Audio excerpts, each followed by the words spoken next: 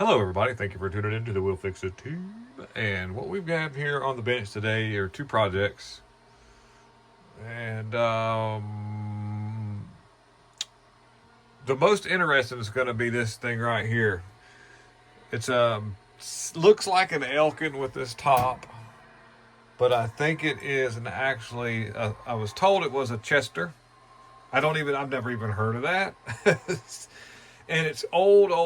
It's got a 250, a 4CX250B tube, steel tube. I've already discharged everything, so I'm touching this with care.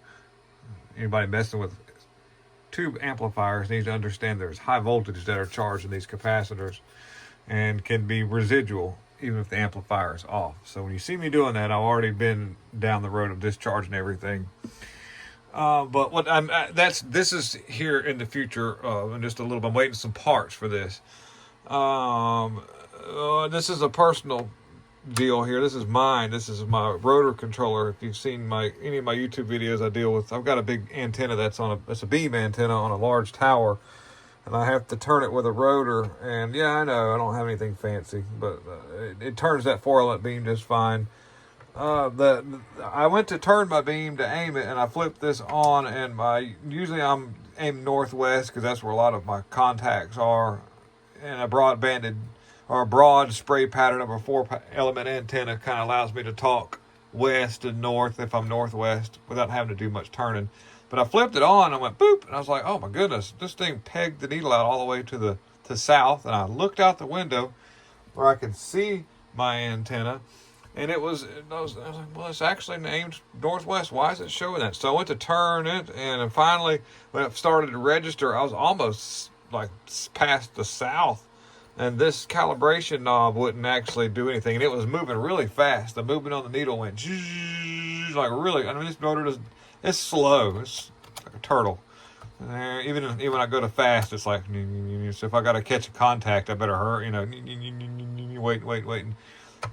I have a backup, so I hooked it up and it fixed it. I thought maybe if the azimuth counter on the rotor is bad or something. We had got a large rainstorm, and I'll be honest with you, I didn't unplug this thing. We had a lot of lightning that night. I did unhook the antenna from the equipment, but I didn't unplug this, and I don't think that had anything to do with it. I think it was just coincidental because other stuff is fine, And when I got to looking inside of here, let me show you what I found. I think it's going to be a simple fix. Maybe you'll be able to see in here, maybe not. But there it is right here. This resistor is burnt. You can see it, but I can still see a color code on it, so that's a good thing. That gives me an idea what I need to put back in there. And looking at just a quick little look over, on my potentiometer to calibrate the azimuth counter that's on the front of this thing, that black wire, it goes onto the board, and you guys probably can recall where that resistor was at, but there's the black wire coming in, going to this solder pad, and my goodness, it comes over here, right here. Camera does not want to focus. That black wire goes in line with a row of resistors. That one at the top, this one below it.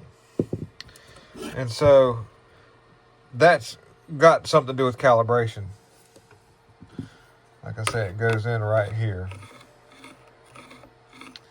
So that's going to be what we need to replace. And then we'll try it and see what happens.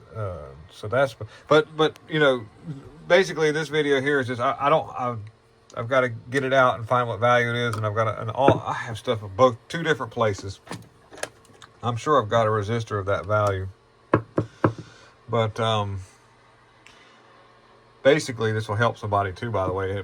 These are pretty common controllers, and so if you're watching this video and you have that problem, you can get an idea of what you need to do just by watching that little short video. After that, it's pretty self-explanatory. And I'll probably change this capacitor that's really, really, really old right here, but back to this thing. This is a very interesting, very rare piece of equipment. Forced fan cooled, where the air comes in this little box. Elkin did something like this years ago. They had two of these steel tubes and sort of something similar. And I've been told by some older cats that this is not an Elkin, that this is made by a company called Chester. I don't know. It looks Elkin to me. I'm a H&L. Even kind of with this cover, it looks like an H&L. H N or N to H and L or H&L, whatever you want to call it. But what this thing is doing is when you turn it on, it's fine. Everything's cool. This tube is probably cooked. I've got some more tubes. It does fine. Everything's looking good. These are regulator tubes across here. That's what these three are. This other one over here is the tube that keys it up. But as soon as you turn it on, it's Katie.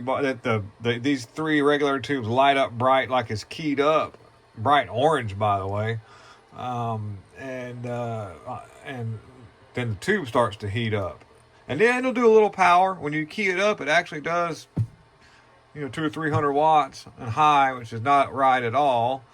It's got a high and a low. When you flip standby on, that's when it goes boop, and all three of these light up like it's keyed up, but it's not keyed up because I can actually key it up, and then it kind of makes a little power. You see the meter start to swing a little bit. They got a high and low here, and you've got a. I'm sorry, no, my apologies. That's power. There's high, medium, and low. It's got three different settings. Look at me over here. It's just got plate tuning and antenna tuning, just like anything else.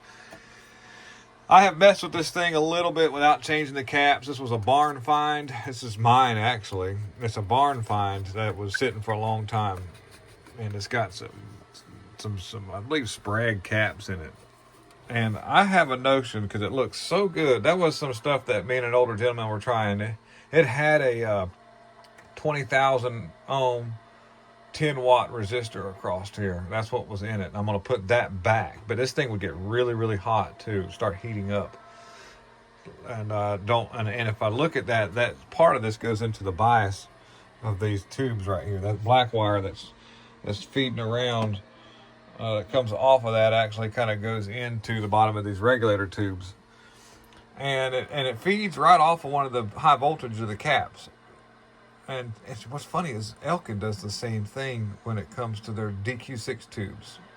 When you have the two, two of these Sprague caps in the bottom of like a 4-tube Elkin or a 6-tube Elkin, and they'll use part of that signal out in between the two capacitors to do negative bias on your little regulator tubes. The two little OB2 or OB1 tubes that are back there for the regulators, and so basically, I may be way off, but those caps are really, really old. And so if something happens and they short, I don't know if this would fix it or not, but I can't.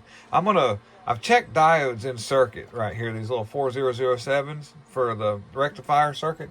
But I think that what I'm going to do, because I know these capacitors are really old, I hope the transformer survived me and the older gentleman working on this thing. It doesn't smell burnt.